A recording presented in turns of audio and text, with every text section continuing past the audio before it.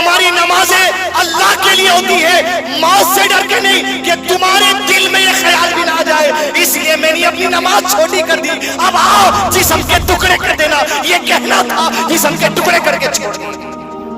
بدر کی جنگ ہوئی، اس کے بعد احد کی جنگ ہوئی۔ احد کی جنگ کے بعد مسلمانوں کے خلاف سام رجی کا معاملہ پیش آیا۔ 70 کے قریب صحابہ کو مشرکین مکہ اور دوسرے کفار اس سازش کے ساتھ لے گئے کہ آپ ہمارے پاس آپ کے صحابہ کو دین سکھانے کے لیے بھیجیے، یہ آپ کے ساتھ رہتے ہم بھی دین سیکھیں گے۔ اسی میں ایک معاملہ ایسا ہوا، پھر اس کے بعد 10 صحابہ کو اللہ کے نبی صلی اللہ علیہ وسلم نے ایک قافلے کا جائزہ لینے کے لیے بھیجا تھا۔ جب 10 نکلے تو اتفاق سے صرف اطلاع لینے گئے تھے کہ دشمن کیا کر رہا ہے۔ 200 لوگوں نے گھیر لیا اور گھیر کر 7 لوگوں کو شہید کر دیا۔ 3 بچے تھے، 3 میں سے ایک خبیب ابن عدی تھے رضی اللہ عنہ۔ قلب سلیم دیکھیے عدی دوستو، یہ چیز ہے۔ خبیب ابن عدی کو زنجیروں میں کس کر باندھے اور باندھ کے مکے کے بازار میں لے جا کر بیچ دیے۔ جب مکے کے بازار میں بیچے، حارث نام کا ایک آدمی تھا جس کو حضرت خبیب اپنے ہاتھوں سے جنگ بدر میں قتل کیے تھے۔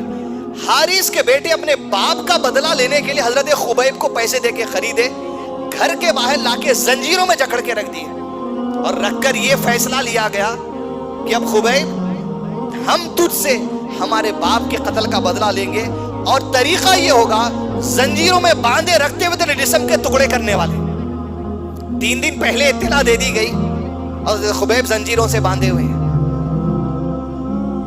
حارث کے بھائی جب باندھے، حارث کی بہن کہتی ہے میں دیکھتی کہ جہاں زنجیروں میں اسے باندھ دیا گیا تھا، کھانے پینے دیا جاتا، سارے مکے میں کہیں انگور نہیں تھے، مگر میں دیکھتی کہ خبیب ابن عدی کے پاس انگور ہوتے اور گواہی دیتی اس بات کی یہ اللہ کی طرف سے خبیب ابن عدی کو رزق آتا۔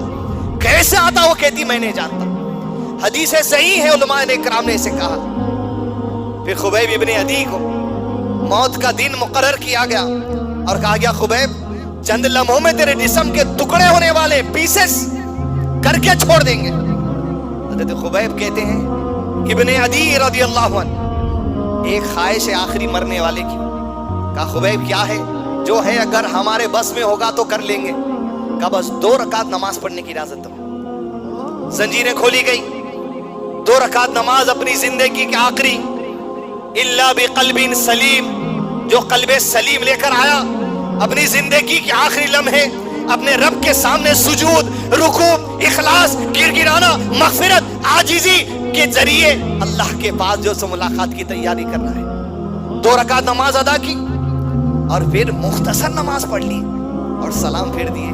الا بقلب سلیم کی مثال دیکھیے عزیز دوستو کہ پلٹ کر حارث کے 2 بیٹوں کی آنکھ میں آنکھ ڈال کر کہتے ہیں مجھے یہ ڈر ہو رہا تھا کہ تم یہ سمجھو گے کہ موت سے ڈر کر خبیب نماز لمبی کر دیا۔ ارے ہماری نمازیں اللہ کے لیے ہوتی ہے، موت سے ڈر کے نہیں کہ تمہارے دل میں یہ خیال بھی نہ آ جائے اس لیے میں نے اپنی نماز چھوٹی کر دی، اب آؤ جسم کے ٹکڑے کر دینا، یہ کہنا تھا جسم کے ٹکڑے کر کے چھوڑ دیا۔ الا بقلب سلیم۔